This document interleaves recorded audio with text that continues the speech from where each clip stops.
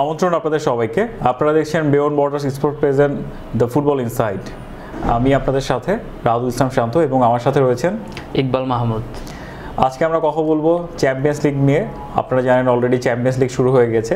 আপনারা মঙ্গলবার রাতে অলরেডি 6টি ম্যাচ উপভোগ করে ফেলেছেন এবং আজকে বুধবার রাতে আপনারা আরও 6টি ম্যাচ দেখবেন। আমরা প্রথমেই কথা বলতে চাই যে 6টি ম্যাচ অলরেডি হচ্ছে আমরা দেখলাম, সেটা নিয়ে কিছু শর্ট আমরা কিছু আলাপ করবো। ইকবাল ভাই কেমন আছেন? এই তো ভাই ভালো। আমরা অলরেডি মোটামুটি 6টা ম্যাচ দেখলাম, যার মধ্যে রিয়াল মাদ্রিদের 200তম জয় ছিল, আর্সেনালের জয় ছিল এবং দুর্দান্ত একটা ম্যাচ ছিল বরুসিয়া ডর্টমান্ড এবং জুভেন্টাসের মধ্যে। তো ওভারঅল ম্যাচগুলো নিয়ে যদি আলোচনা শুরু করি, কোন ম্যাচটা দিয়ে শুরু? আমরা প্রথম ম্যাচ নিয়ে কথা বলা শুরু করি। অ্যাথলেটিক ক্লাবের সাথে আর্সেনালের খেলা ছিল, যেখানে অ্যাথলেটিক ক্লাবের মেইন ম্যান নিকো উইলিয়ামস ছিলেন না। এরপরও আমরা একটা ডোমিনেন্স দেখতে পেলাম। আমরা সেকেন্ড হাফে দেখলাম আর্সেনাল গোল করলো, কিন্তু সেটাও সেকেন্ড হাফের ঠিক বলতে গেলে শেষ পর্যায়ে এসে 72 মিনিটে মার্টিনেলি গোল করলেন।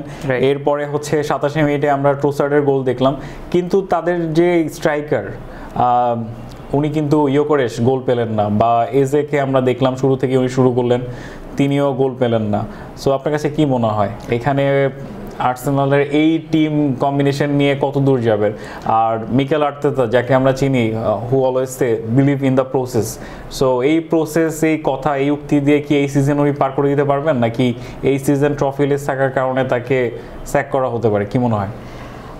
ওভারঅল আর্সেনাল আর অ্যাথলেটিক ক্লাবের ম্যাচটা নিয়ে যদি একটু দেখি, ম্যাচটা কিন্তু অ্যাথলেটিক ক্লাব যথেষ্ট ভালো ছিল এবং আমরা যদি দেখি যে অলমোস্ট অ্যাটাকিংয়ে কিন্তু অলমোস্ট সমান ছিল, অলমোস্ট মানে 11টা ছিল দুই সাইডেই।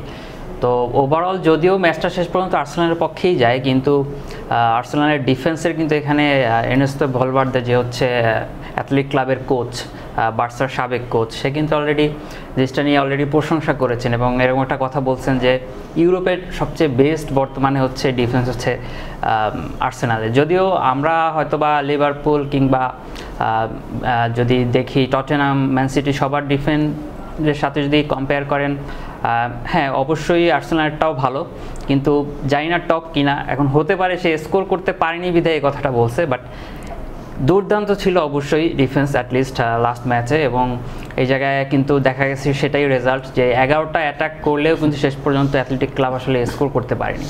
এবং এই জায়গায় হচ্ছে আমি যদি আরেকটা পয়েন্ট অ্যাড করি, সেটা হচ্ছে আমাদের যে ইউক্রেশ, যে অলরেডি মনে হয় গতকালকে ইনজুরিতে গেছে, বাট তার কিন্তু আসলে তার থেকে যে এক্সপেকটেশনটা ছিল, অলরেডি লিগে 2 গোল মনে হয় করেছে, হল্যান্ডের পরে আছে, বাট আমরা এক্সপেক্ট করতেই পারি যে অ্যাটলিস্ট শুরুতে প্রথম ম্যাচটা চ্যাম্পিয়ন্স লিগের ইউক্রেশ একটা স্কোর করবে।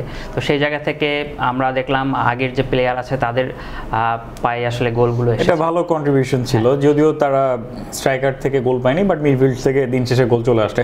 আমরা যদি একটু এর পরের ম্যাচের দিকে খেয়াল করি, রাত একটা অনেকগুলো ম্যাচ ছিল, এর মধ্যে যদি আমি স্পেশালি আপনাকে বলি ভাইয়া, রিয়াল মাদ্রিদের comeback, the remontada, the champions are back. 15 বারের চ্যাম্পিয়ন তারা 16 বারের জন্য খেলতেছে। জাভি আলোনসোর কোচ হিসেবে আসার পরে সব থেকে বড় তার যে হচ্ছে একটা পরীক্ষা ছিল, যে প্রথম ম্যাচ ঘরের মাঠে একটা প্রেশার, এর মধ্যে কি মনে হয় আপনার কাছে? অবশ্যই প্রেশার ছিল জাভি আলোনসোর জন্য, তবে ম্যাচটা আমাকে যদি আপনি বলতে বলেন যে ওভারঅল জাভি আলোনসোর পক্ষে পারফরমেন্সটা কেমন ছিল, ম্যাচটা কিন্তু অলমোস্ট রিয়াল মাদ্রিদের কাছ থেকে হয়তো বা ছুটে যাচ্ছিল একটা পর্যায়ে। তো সেই জায়গা থেকে আমরা দেখলাম যে 10 ম্যান রিয়াল মাদ্রিদ গোল করলো এবং জিতলো। যদিও পেনাল্টি নিয়ে কিছুটা তর্ক বিতর্ক আছে, বাট দিন শেষে হচ্ছে ম্যাচটা রিয়াল মাদ্রিদের পক্ষেই যায় এবং জাভির একটা ভালো শুরু। তো রিয়াল মাদ্রিদ অ্যাটলিস্ট ইউসিএলে যে পারফরমেন্সটা আমাদের লাস্ট 10 বছর ধরে দেখাচ্ছে, ওই দাপটটা আমার মনে হয় জাভি আলোনসো ক্যারি করবে। তো লেটস সি কী করে। আর যদি আমি সাথে বলি, জাভি আলোনসো আসলে টিমটাকে এমনভাবে গোছাচ্ছে একটু টাইম নিয়ে, তো হতে পারে 2-1টা মিস্টেক, বাট এটা হয়তো বা এই ফার্স্ট রাউন্ডেই, যেখানে আসলে ওই সুযোগটা, ওই মানে একটা ভুল করলেও আপনার শুধরানোর আসলে সুযোগ থাকবে, কিন্তু নকআউট পর্বে অবশ্যই আর এই সুযোগগুলো থাকবে না। তো দেখা যাক আমাদের চ্যাম্পিয়ন্স লিগের, মানে রিয়াল মাদ্রিদ বলতেই আমরা যে চ্যাম্পিয়ন্স লিগ বুঝি, হয়তো বা এই সিজনে যদিও একটু টাফ অ্যালান্সের জন্য, বাট হয়তো বা ভালো একটা কিছু দেখতে পাবো আমরা। রাইট, আমরা আশা করি ভালো কিছু হবে। সাথে আরো অনেক বেশ কিছু বিগ ম্যাচ ছিল। আপনি যদি জুভেন্টাস ডর্টমুন্ড ছিল, বেনফিকা কারাবাগের খেলা ছিল, সাথে টটেনহাম এবং ভিয়ারিয়ালের খেলা ছিল। সো জুভেন্টাস এবং ডর্টমুন্ডের খেলায় ফার্স্ট হাফে গোললেস, সেকেন্ড হাফে 8টা গোল। ইউসিএল এর হিস্ট্রিতে ফর দ্য ফার্স্ট টাইম 8টা গোল হলো এবং ইনজুরি অ্যাডিশনাল টাইমে গিয়ে জুভেন্টাস কাম ব্যাক করলো।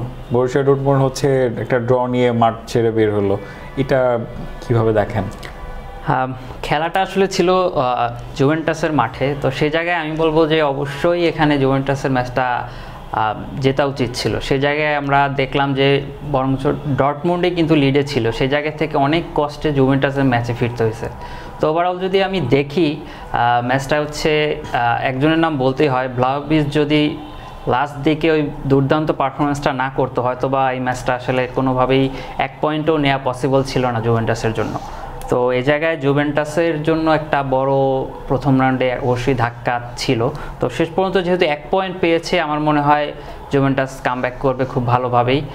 আমরা পরবর্তী ম্যাচগুলো দেখতে পারি। আসলে ইকবাল ভাই, 6টা ম্যাচের মধ্যে কোন ম্যাচটা সবথেকে বেশি সারপ্রাইজিং একটা প্যাকেজ ছিল? এখানে যদি আমি বলি, আমার কাছে বেনিফিকার হারটা সবচেয়ে বেশি সারপ্রাইজিং ছিল, কারণ আমার যে ক্লাবটা দেখলাম খুব সম্ভবত নাম কারাবাগ হচ্ছে এফকে, তারা হচ্ছে কি আজারবাইজানের এবং হচ্ছে আপনি প্লেয়ারদের নাম বলতে পারবেন না, আপনিও এমন একটা প্লেয়ারও চিনি না ভাই। আর একটা জিনিস অ্যাড করি, আমি যতটুকু দেখলাম যে এরা হচ্ছে এখনো ওই লিগের খুব সম্ভবত 6 বা 7 নম্বরে আছে।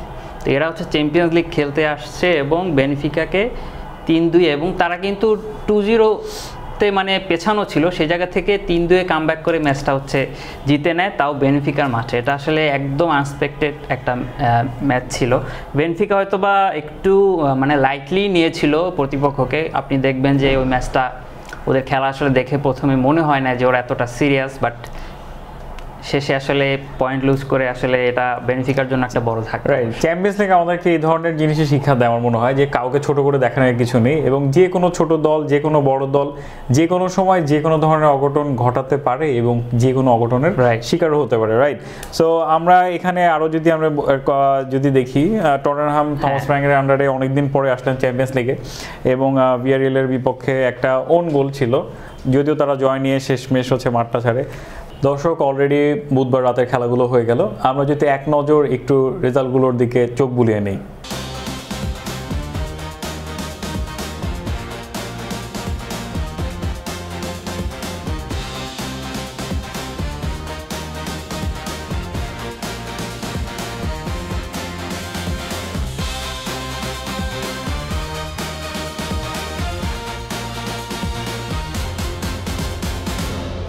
ধন্যবাদ ইকবাল ভাই আপনাকে।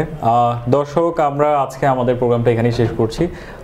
আশা করি চ্যাম্পিয়ন্স লিগের প্রতিটা খেলা আপনারা দেখবেন, উপভোগ করবেন এবং আমাদের সাথেই থাকবেন। পরবর্তী এপিসোডে আমাদের সাথে যোগ দেওয়ার জন্য আপনাদের সবাইকে আমন্ত্রণ জানাচ্ছি। টিল দেন, ধন্যবাদ।